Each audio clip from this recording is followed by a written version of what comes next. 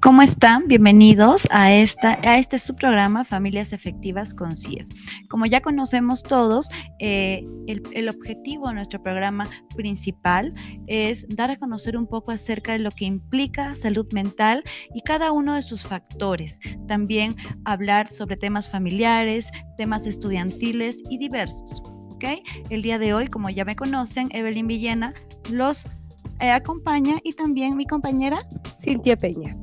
Muy bien, Cintia, cuéntame el día de hoy qué tema tenemos para conocer, para conversar con las familias CIES. Perfecto, Evelyn. El día de hoy vamos a tocar un tema trascendental y es familia y bienestar del adolescente. Vamos a identificar los estilos que actualmente son los predominantes y cómo estos repercuten en la salud del adolescente. Para ello, contamos con la presencia del especialista, magíster en psicología, Ricardo Silva, a quien le damos la bienvenida. Bienvenido, Ricardo. Muchas gracias. Un saludo a todos las personas que nos acompañan. Gracias, Cintia, Evelyn, por esta invitación y un gusto de estar aquí acompañándolas. Sí, para nosotros también es un gusto tenerte en este programa. Te comento, Ricardo, que nosotros trabajamos con diferentes comunidades, sobre todo con la comunidad de Mi Chiquilla y La Engañada, y vemos pues el trabajo con los jóvenes adolescentes, ¿no? Y hemos estado detectando que muchos de ellos tienen complicaciones y dificultades a lo largo de su vida, ¿no? Creemos que esto se viene dando debido a que en la actualidad tenemos estilos de familia predominantes. ¿Nos podrías comentar qué estilos son esos? Sí, bueno, un poco para hacer una breve introducción del tema de estilos de crianza o estilos familiares. Hace unos meses en la Feria del Libro en Cajamarca se publicó un estudio del Colegio de Psicólogos de Cajamarca, donde se realizó, se indagó sobre cuáles son, digamos, los síntomas patológicos que más presentan los adolescentes, bueno, en la zona urbana, ¿no? Y se encontró de que la depresión y la ansiedad pues son todavía los problemas clínicos más latentes en nuestra región, y la muestra no ha sido pequeña, o sea, la muestra ha sido bastante amplia. Entonces, el señor decano, ¿no?, del colegio nos pidió que dentro de esos resultados podamos algunos colegas hacer algunos comentarios teóricos, ¿no?, entendibles para la comunidad, para profesionales y el público en general y padres de familia, para que sepan más o menos qué variables o qué clase de factores están relacionados a esta clase de síntomas, ¿no?, que tienen estos jóvenes. Y bueno, yo estaba un poco ya desde hace un tiempo indagando, haciendo un análisis sobre los estilos familiares, ¿no?, los estilos de crianza, como usualmente también se conoce. Y cuando estamos hablando de estilos de familia y estilos de crianza, estamos hablando pues a un grupo de forma en cómo se relacionan las familias en diferentes sistemas, ¿no?, entre el sistema primero de padres, que se le llama el sistema parental, el de esposos o de pareja, que es el conyugal, y los sistemas entre hermanos o entre los hijos, que se llama el fraterno, ¿no? Entonces, dentro de ese análisis, un autor italiano que se llama Giorgio Nardone, él presentó hace unos años un libro que hablaba justamente de los estilos familiares y, bueno, hacía una clasificación de estilos como autoritarios, negligentes, entre comillas, los democráticos, los permisivos y los sobreprotectores, ¿no?, en general.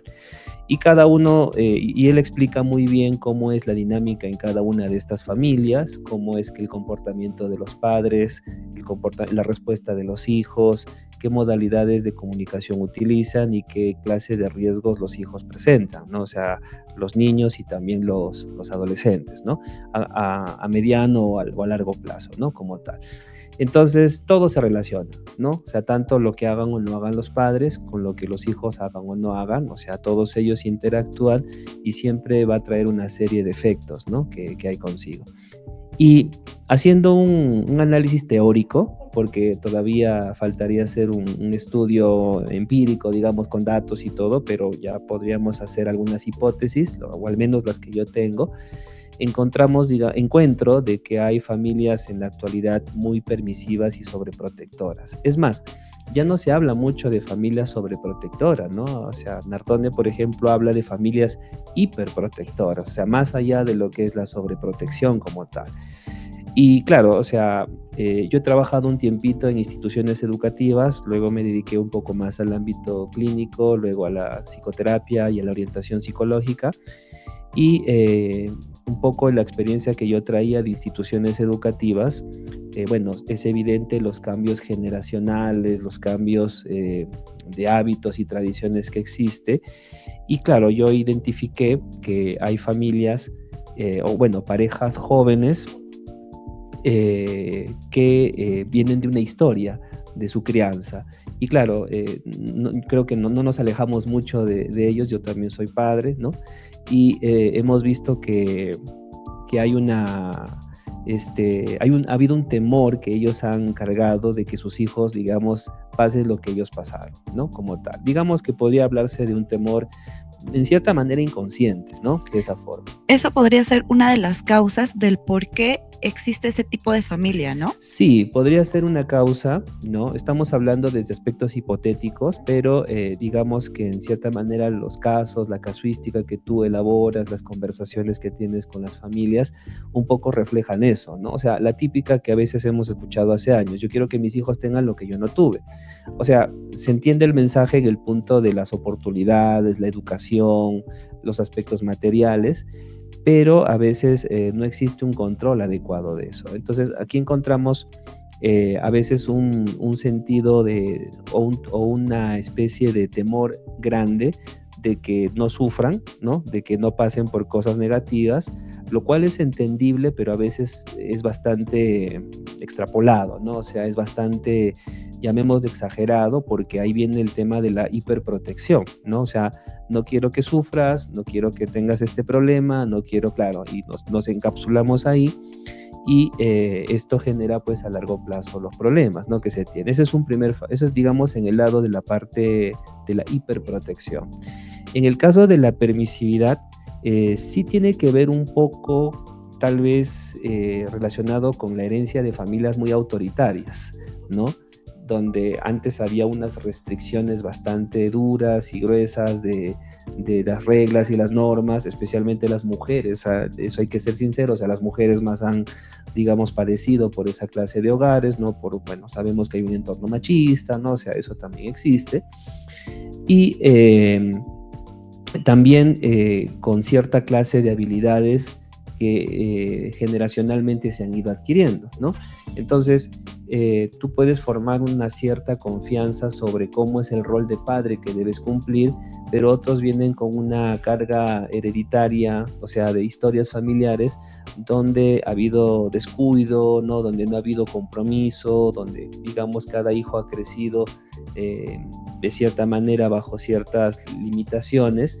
Y la característica principal, pues, de los hogares permisivos es que los límites son débiles o no existen, ¿no? Como tal.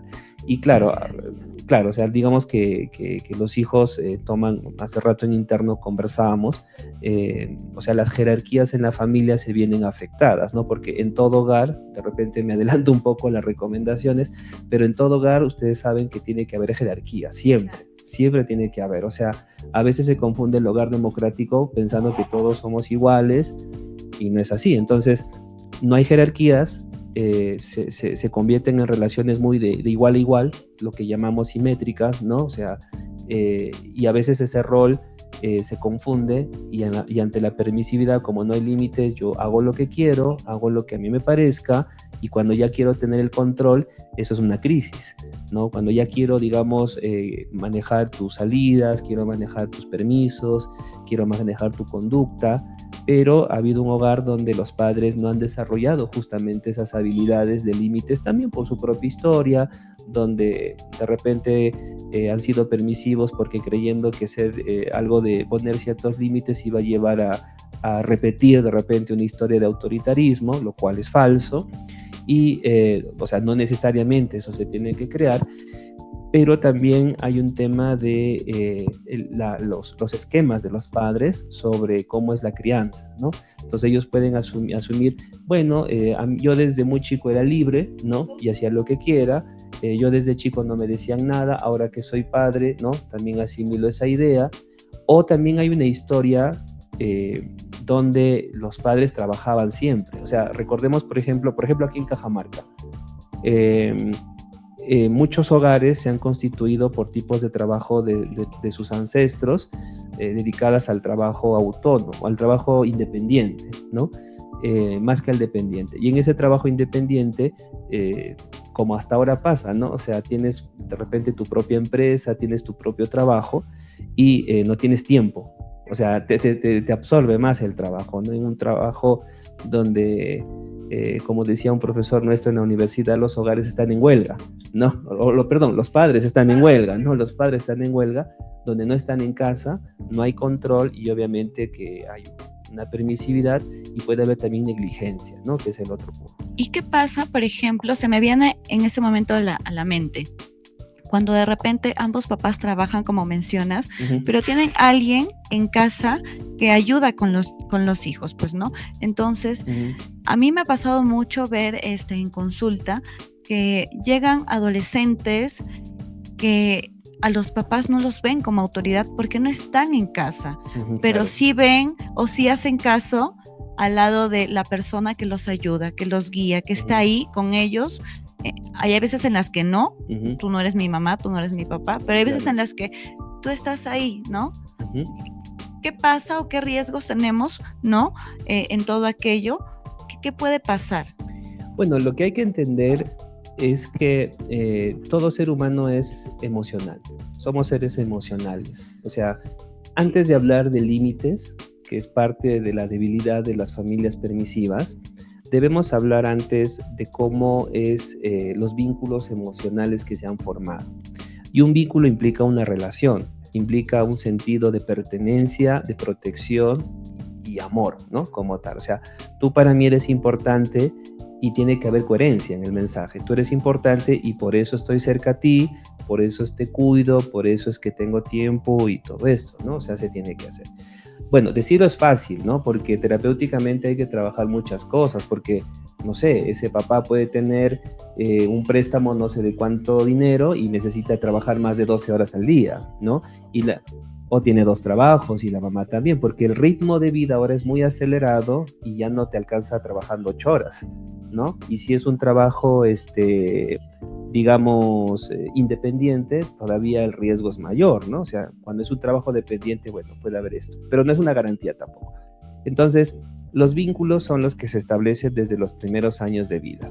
¿Qué pasa? Cuando hay, digamos, un descuido donde otra persona ingresa a tomar responsabilidades de ese vínculo o de ese cuidado, al punto que, o sea, yo he visto casos donde los hijos nunca se criaron con los padres, nunca se criaron con los padres biológicos, sino con la abuelita. Hablamos de un fenómeno que es hijos criados por terceros. Entonces, con el tiempo, ese sentido, el hijo va creciendo con ese sentido de que, bueno, quien tiene más autoridad obviamente son otras personas y no son mis padres, y yo me siento mal por eso, porque nadie reemplaza a los padres biológicos, nadie lo reemplaza. Bueno, el tema de adopción y que haya otro compromiso también se puede conversar, no digo que siempre sea malo, obviamente, ¿no? Pero digamos que el hijo crece con ese sentido, o los hijos crecen con ese sentido, digamos, bueno, de repente sonará un poco extremo, de no pertenencia, de no interés, a pesar de que mi mamá y mi papá me digan que me ama, pero no hay una coherencia en las acciones. Entonces yo crezco con eso y me frustro, me molesto, me amargo, ¿no?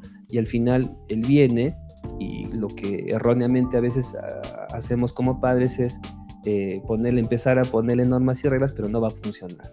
Entonces el hijo va a empezar obviamente a luchar por tener esa autonomía, pero en el fondo es un reclamo. En el fondo es un reclamo de que ya, no me gusta lo que me dices, pero quiero mejorar las cosas contigo. ¿Estamos bien? O sea, quiero que nos llevemos mejor, quiero que estemos bien, a pesar de que no lo dice abiertamente.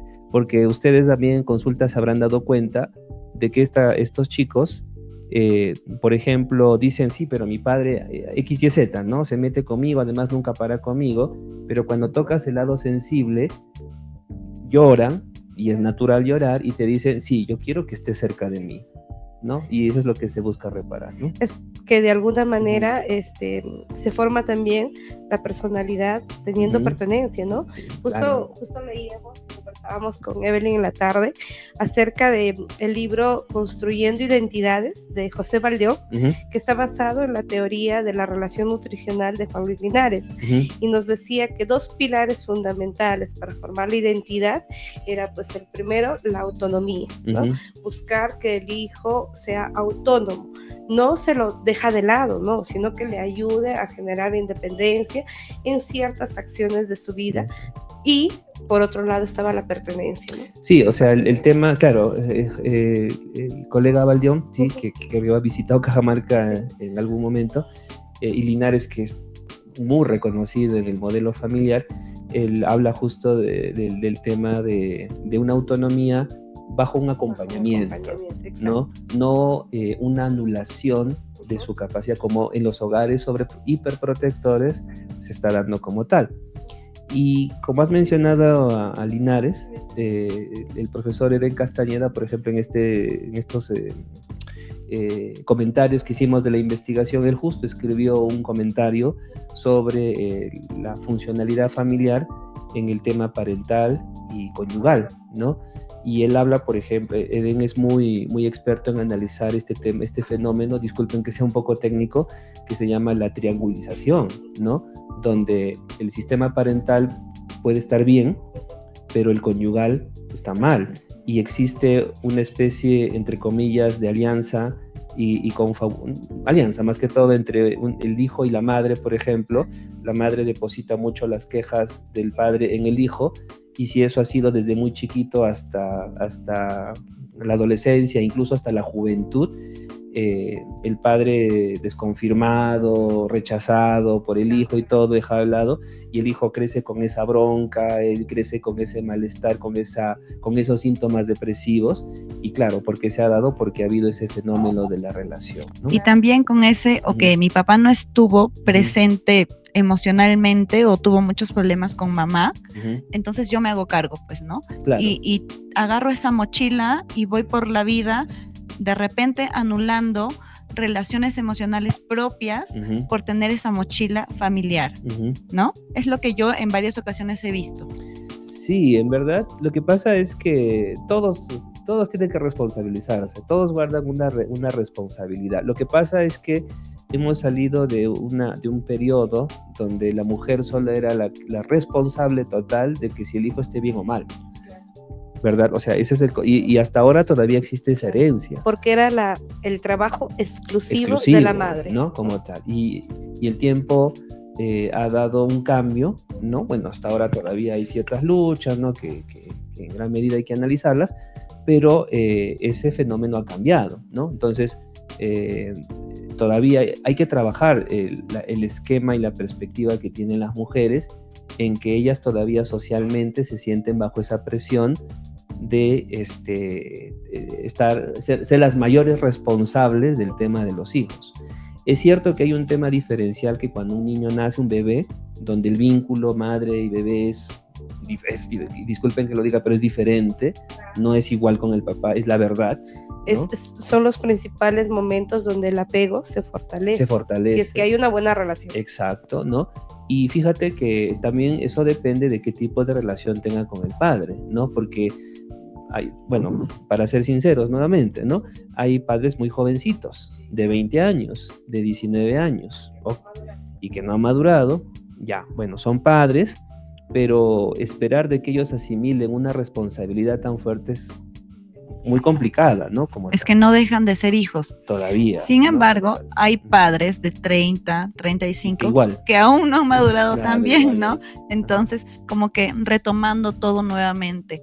Todo aquello, cada vivencia que tenemos como padres, que nuestros padres han tenido con sus padres al ir creciendo, llega a 2 situaciones actualmente. Las familias permisivas Y las familias Hiperprotectoras. hiperprotectoras, dando cuenta de todo aquello y de que cada acción tiene una consecuencia y que de repente que nosotros querramos por ahí, ay, no estoy, tengo mucha culpa, te compro esto, ¿qué quieres? Ten esto, me fui del colegio, jalé este curso, no te preocupes, hijo, es mi culpa por mi gran culpa, ¿no? Entonces vamos por ahí como que reemplazando, asumiendo que debemos dar de más porque faltamos un poquito, ¿no? Pero ahí también hay un tema social que hay que analizar con cuidado, porque estos espacios son para reflexionar y ya, bueno, las personas y los otros colegas sacarán conclusiones. Lo que pasa es que yo creo, me puedo equivocar, que estamos en un entorno donde los derechos se defienden y me parece bien, pero me parece que hay un entorno hipercargado de derechos, ¿sí? O sea, no digo que esté mal, pero hay que evaluarlos porque no se está analizando equitativamente los deberes. Entonces, a ver, ahora, o sea, no quiero que en el tema educativo se caiga a lo de mi época, ¿no? Donde los castigos físicos eran necesarios, pero no ahora. Pero a lo que voy es que el profesor, como figura de autoridad, ya no cuenta con autoridad. Está desvalorizado totalmente, ¿no? O sea, sí. Tiene miedo, ¿verdad? Tiene temor. No estoy diciendo que él sea el logro que les dé correa, no estoy diciendo eso. Pero para ser sinceros, yo también soy profesor de formación y sé que los maestros, ¿no? Cuando yo me reúno con mis amigos también que son maestros, se sienten como que han perdido autoridad. No autoritarismo, sino autoridad.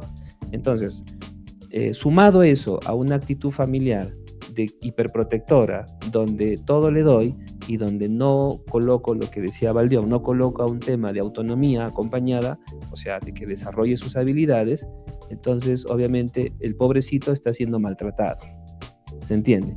Pero todo es relación. Entonces, y como todo es relación, entonces yo sigo teniendo esa actitud de inutilidad, ¿no? Entonces menos capacidad voy a tener de afrontar dificultades como tal. O sea, yo creo que los psicólogos debemos también, o sea, hablamos de disciplina positiva, ok, hablemos de derechos, ok, yo estoy de acuerdo, pero hablemos de deberes, hablemos de generar espacios donde crean autonomía, ¿no? Creo que estamos bien. Sí, estamos bien. También sería de repente bueno retomar, ¿no? Lo que es la jerarquía también en el docente, porque no es que el docente tiene que convertirse en el amigo de los estudiantes para que no, es su maestro. Es su maestro. Exacto. Y siempre tiene que haber esa línea de respeto, ¿no?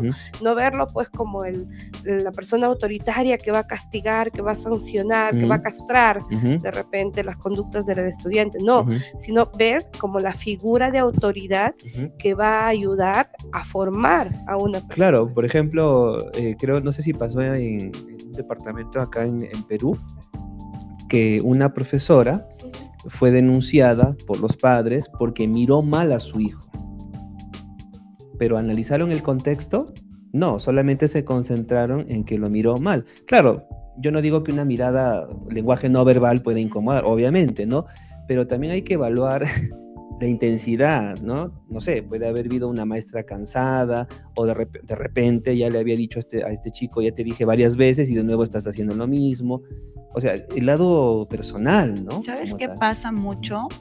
Que no les enseñamos de repente a nuestros hijos, espero que no, espero que todo vaya por su curso de forma adecuada, pero creo que en la actualidad hay muchos papás o muchas familias que no enseñamos cuál es la consecuencia de la acción. Entonces, si tú haces mal algo, vas a tener una consecuencia negativa, totalmente. Claro. Sin embargo, actualmente los adolescentes, los jóvenes no tienen aprehensión sobre eso, no entienden o no quieren entender y se frustran. Obviamente va arraigado a diferentes temas como la frustración por las redes sociales, la tecnología, lo permisivo que pueden ser, los sobreprotectores y todo aquello. Pero es un punto muy importante. Haces algo mal, tu consecuencia es negativa y tienes que asumirla tú, nadie más que tú. Y mira que una cosa es sancionar y otra cosa es hacer algo, pero no en el sentido de sanción, sino de aprendizaje. Por ejemplo, yo aplaudiría que un colegio haga que sus alumnos limpien su salón. Yo eso lo aplaudiría. Pero hay ¿sí? muchos padres que se irían Ahí encima, está, ¿no? Ahí está, porque no ven más allá Exacto. de lo que es una formación.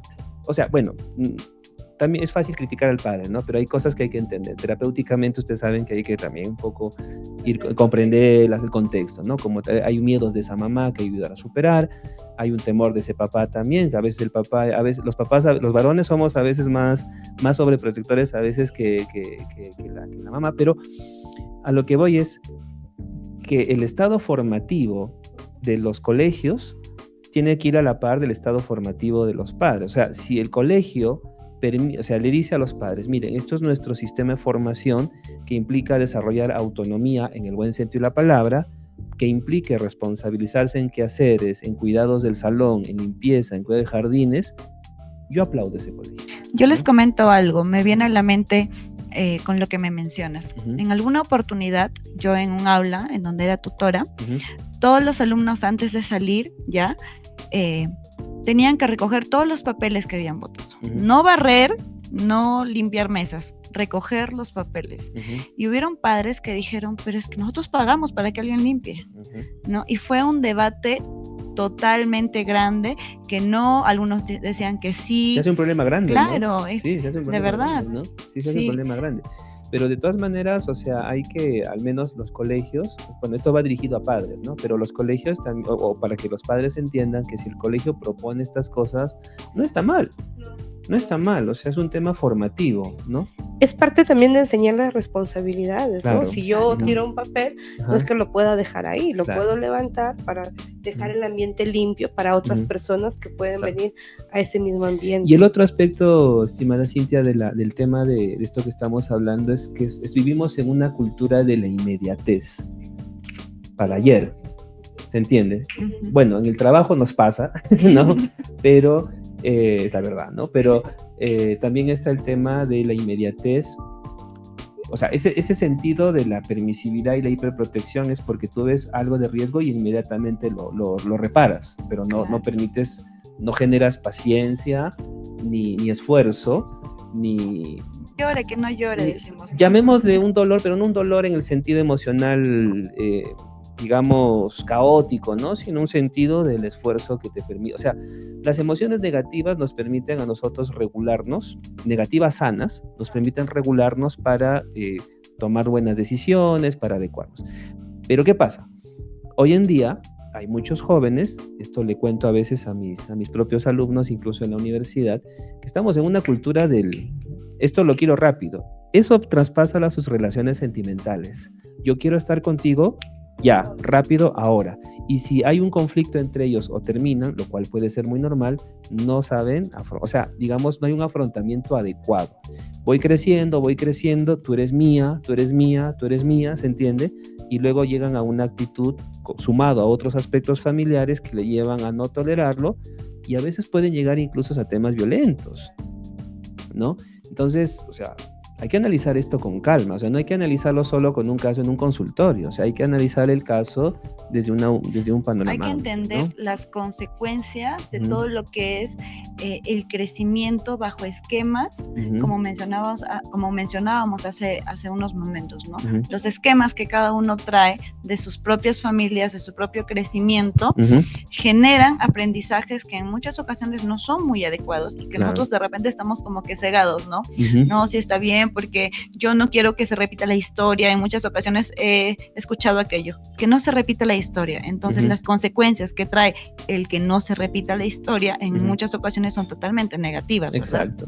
Es una profecía autocumplidora. Algo así, ¿no? O sea, no quiero que pase eso, pero al final termina haciendo, y hasta a veces puede ser hasta peor, ¿no? O sea, pero para ser más optimistas, los chicos tienen muchas capacidades. O sea, los niños y los jóvenes tienen una habilidad también de manejar diferentes herramientas, tienen un cerebro que tiene acceso más rápido a la información. Hay que enseñar eso también, ¿no? A saber utilizar correctamente la información, son optimistas, están en un escenario de mayores oportunidades que a mí me hubiera gustado tener, por ejemplo, sino que hay que saber darles un uso correcto, ¿no?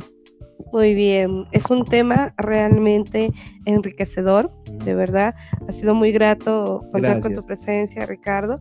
Y bueno, de repente ya para finalizar, ¿qué recomendación les das Ujú. a las familias que nos están viendo? Bueno, en principio yo quiero segmentar los consejos en dos partes. Primero, de los más chiquititos, ¿no? Recordemos que en la adolescencia sembramos lo que, perdón, en la adolescencia cosechamos lo que hemos sembrado en la infancia. Esa es la verdad. Entonces, a los más chiquititos, digamos que hay una pequeña ventaja en el hecho de empezar a aprender de que la hiperprotección, el hecho de no permitir generar experiencias de esfuerzo, donde sí va a haber emociones negativas, donde sí va a haber cosas que no me gustan, es natural que las atraviese. Pero para eso está lo que antes mencionabas, el acompañamiento en la autonomía. Ese es el tema, es lo primero que hay que analizar, ¿no? Y usualmente en los hogares sobreprotectores, un padre a veces está más empoderado que el otro, y en esa sobreprotección descalifica a otro de los padres. En eso también yo invitaría a que evalúen, porque los hijos también aprenden por modelos. Ah, le hago más caso a mi mamá porque tú no, o a mi papá porque tú estás fuera. Y en el tema de la permisividad, antes de hablar de los más chiquititos, antes de hablar de límites, evaluemos también nuestro acercamiento afectivo. Veamos cómo está. Estamos cerca, estamos acompañando, estamos protegiendo, estamos, no sé, dándole sentido de pertenencia para los demás. Y para los adolescentes en ambas familias, no es de que todo esté perdido. Hay muchas cosas que se pueden hacer. Ese adolescente con una actitud irritable, molesta, de cólera, que los límites no los toma en cuenta, es que está diciéndonos algo. El síntoma dice mucho de la familia. Entonces nos está diciendo, acércate, pero de otra forma. Acércate de a pasos. Acércate para hablar de algo. Al inicio a veces los padres queremos arreglar todo rápido, pero tenemos también que ser pacientes y esos acercamientos son buenos. De repente, si durante toda la semana no paras con él, pero el sábado ya te formaste un espacio, pero están callados y a veces dicen, ¿de qué hablamos? Oye, pero ya está cerca, ¿se entiende? Y es un pasito, ¿no? Y es un pasito, tranquilo, o sea, no tienes que ser experto, ya están ahí cerquitas. Sí, la pasamos, comimos algo y ya está bien. Es un buen paso. Un paso a la vez. Sigamos. Un proceso continuo. Porque durante años han estado en esa dinámica. Sigamos, ¿no? Tranquilo, hay que valorar eso. Muy bien, Ricardo, te agradecemos bastante. Ya para culminar, Ricardo, agradecerte, Cintia, agradecerte por estar aquí, por brindarnos un poco acerca de tus conocimientos familiares, sobre el bienestar, sobre los tipos de familia y cómo es que de repente nos guías, pues, ¿no? Para poder ser un poquito mejor como padres, ¿no? Gracias. Porque cada día es un proceso y nadie nos enseñó a ser padres, ¿verdad? Entonces somos como un libro que vamos escribiendo. Y siempre rescatemos los cambios mínimos que se vayan a aparecer. Sí, excelente. Muchas gracias. Poco a poquito. Así es, poco a poquito. Y para recordarles también, Cintia, que por favor nos pueden seguir, Ricardo, te invitamos a que nos sigas en las redes sociales, en YouTube, en nuestra cuenta de Instagram y también en nuestra cuenta de Facebook como Proyecto CIES, ¿ok? Nos pueden comentar y también, por favor, compartirnos. Muchas gracias por todo. Gracias. Gracias. Muy amables. Gracias.